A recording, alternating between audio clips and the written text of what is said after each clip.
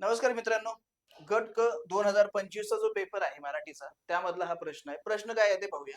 दिलेल्या वाक्याचे होकारार्थी विधानात बिनचूक परिवर्तन असलेला पर्याय निवडा. वाक्य पोटभर जेवल्यास कुणाला तृप्ती वाटत नाही.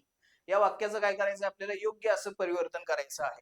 हे वाक्य आहे प्रश्नार्थक वाक्य. या प्रश्नार्थक वाक्याला आपल्याला खालील पर्यायांमध्ये विधानार्थी वाक्यामध्ये काय करायचं आहे बदल करायचा आहे. वाक्य परिवर्तन करताना मित्रांनो वाक्याच्या अर्थामध्ये बदल व्हायला नको या गोष्टीचा कटाक्षाने विचार करणं गरजेचं आहे. कारण वाक्याच्या अर्थामध्ये बदल झाला की आपलं उत्तर हे 100% चुकणार. चला मग असा पर्याय शोधूया. पोटभर जेवल्यास कोण तृप्त होतो? प्रश्नार्थ चिन्ह दिलेलं आहे. त्यामुळं इथं हा पर्याय गेलेला आहे. त्यानंतर पोटभर जेवल्यास प्रत्येक जणाला तृप्ती वाटते. हे योग्य वाटते, पण खालच्या 2 पर्यायांचा पण विचार करणं आवश्यक आहे. पोटभर जेवल्याने कुणीही तृप्त होत नसतो.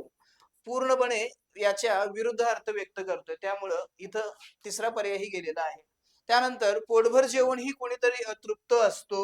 आता कोणीतरी अतृप्त असतो आणि इथं कुणाला कुणीही तृप्त होत नाही असा म्हणजे तो बदल होतोय आणि जो की आपल्या वाक्याच्या अर्थानुसार काय होतोय पूर्णपणे चुकीचा आहे. पण या वाक्याशी साम्य दर्शवणारा पर्याय क्रमांक 2 हा आपल्या इथं काय असणार आहे योग्य उत्तर असणार आहे. का? तर पोटभर जेवल्यास प्रत्येक जणाला काय होतंय तर तृप्ती वाटते. ठीक आहे? त्यामुळं पर्याय क्रमांक 2 हे आपलं काय असणार आहे योग्य असं उत्तर असणार आहे.